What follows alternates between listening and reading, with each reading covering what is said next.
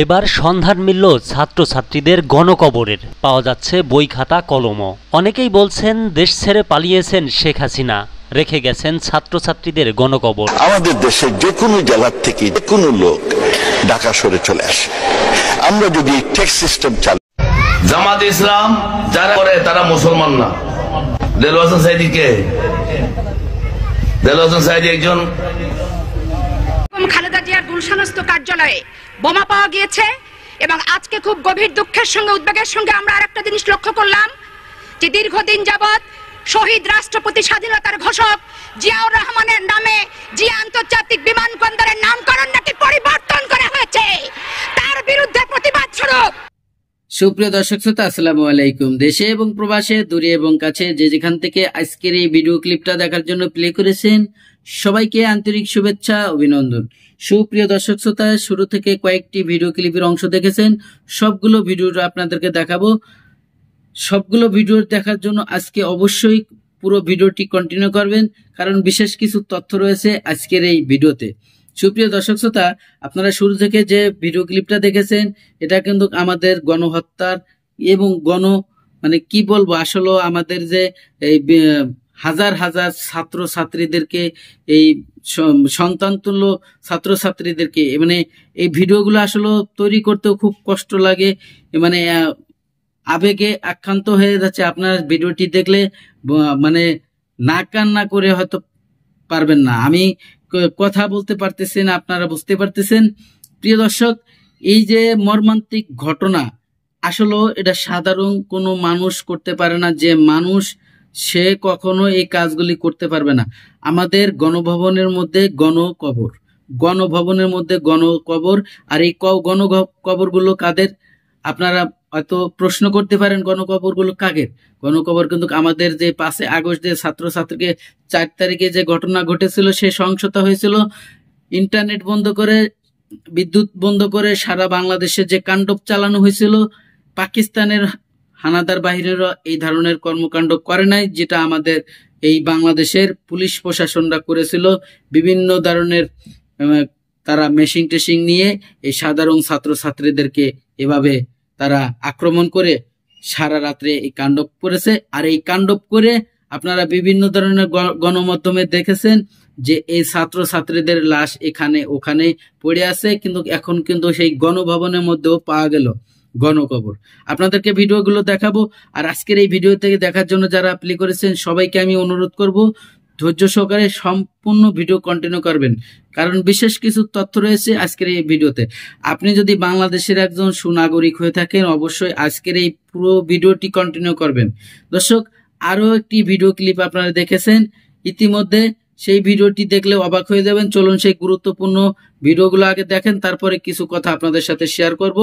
দর্শক, আপনি যদি আমার চ্যানেলে নতুন বন্ধু হয়ে থাকেন, ভালো লাগলে চ্যানেলটিকে সাবস্ক্রাইব করে রাখবেন। চলুন সেই ভিডিওগুলো দেখে।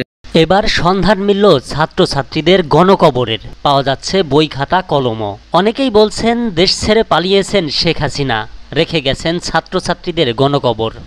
অনেক অনেক লাশ পাওয়া গিয়েছে এখানে, আরো কবর খুঁড়তেছে, লাশ এখনো তুলছে। কি যে একটা অবস্থা, হায় আল্লাহ তুমি মাফ করো।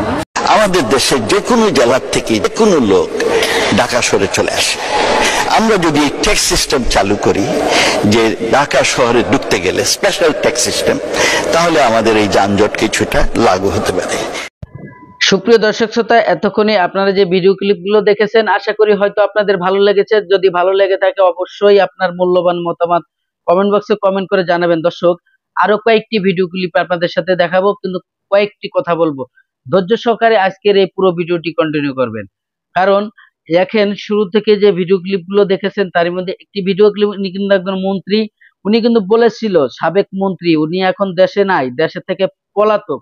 উনাকে এখন বাংলাদেশের সাধারণ জনগণ 18 কোটি মানুষ উনাকে খুঁজতেছে, কারণ উনি বলছিল যে আমাদের ঢাকা শহরে অনেক যানজট হয়, আমাদের ঢাকা শহরের যানজট কমানোর জন্য ঢাকার বাইরের থেকে অন্যান্য জেলার থেকে যারা ঢাকায় ঢুকবে, তাদের জন্য স্পেশাল ট্যাক্স গ্রহণ করার জন্য, তাদের জন্য স্পেশাল ট্যাক্স ফাইল বানানোর জন্য, এবং এই জন্যই উনাকে খুঁজে পাওয়া যাচ্ছে না। আর সাধারণ জনগণকে বলতেছি, আপনারা যারা এই ভিডিওগুলো দেখতেছেন, প্রচুর পরিমাণে শেয়ার করে দিবেন, যাতে এই ধরনের মন্ত্রী বাংলাদেশের কোথাও যাইয়ে কোনো জায়গা যাইয়ে যেন তারা পালাইতে না পারে, এবং পৃথিবীর অন্য কোনো জায়গাতে তারা যাইতেই পারবে না, কারণ বিমানবন্দর তাদের জন্য বন্ধ।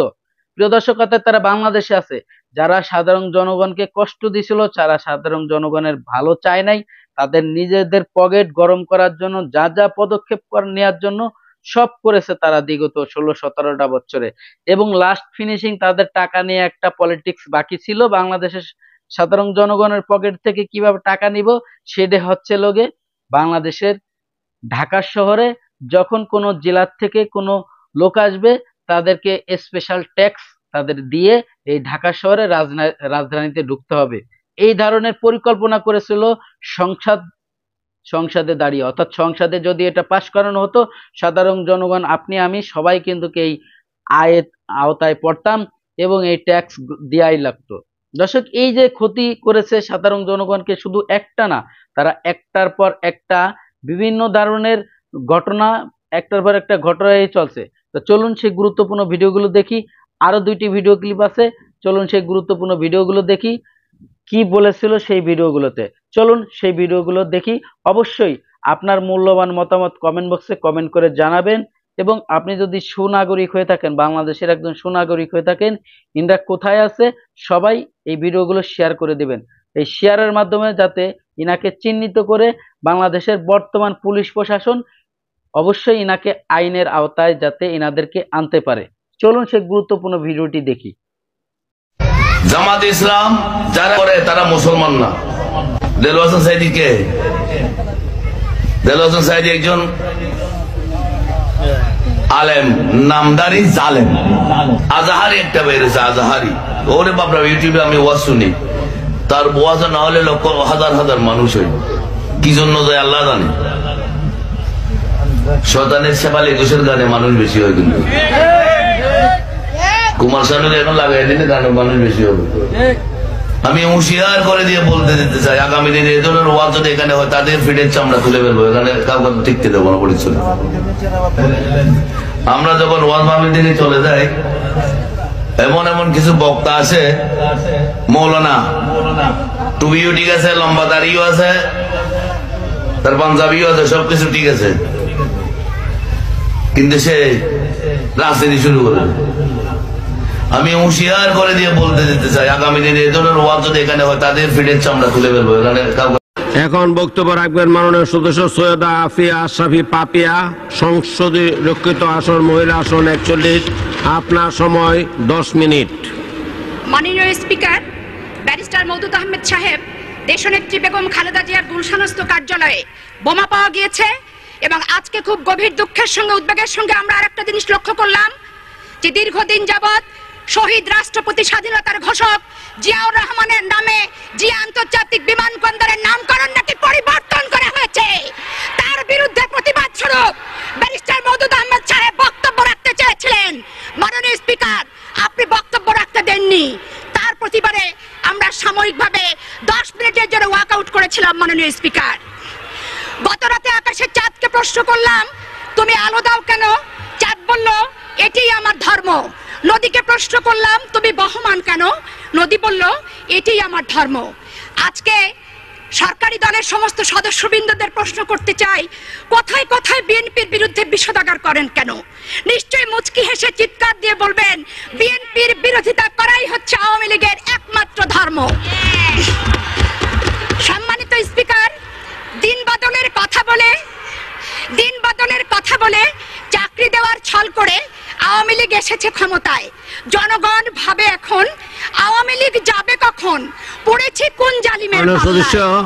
মাননীয় সদস্য, আমারও একটা ধর্ম আছে। মাননীয় সদস্য, আমারও একটা ধর্ম আছে, কিন্তু এই মাইকে বলতে পারতেছি না। আপনার সৃজনশীল ধর্মের জন্য আমার পক্ষ থেকে অসংখ্য ধন্যবাদ। মাননীয় স্পিকার, আমাকে রাষ্ট্রপতির বক্তব্য দিতে দেওয়ার জন্য মাননীয় স্পিকারের প্রতি আমি কৃতজ্ঞতা জ্ঞাপন করছি।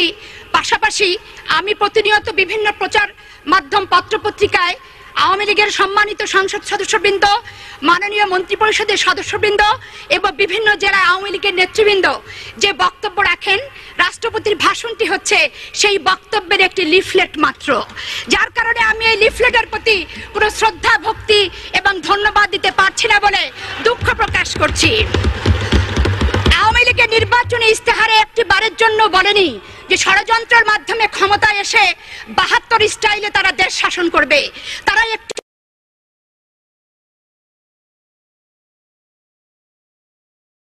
দিতে পারছি না বলে দুঃখ প্রকাশ করছি। আওয়ামী লীগের নির্বাচনী ইস্তেহারে একটি বারের জন্য বলেনি যে ষড়যন্ত্রের মাধ্যমে ক্ষমতায় এসে ৭২ স্টাইলে তারা দেশ শাসন করবে। তারা একটি বারের জন্য বলেনি যে বাংলাদেশের রাষ্ট্রীয় ক্ষমতায় এসে বাংলাদেশকে ভারতের করদ রাজ্যে পরিণত করবে।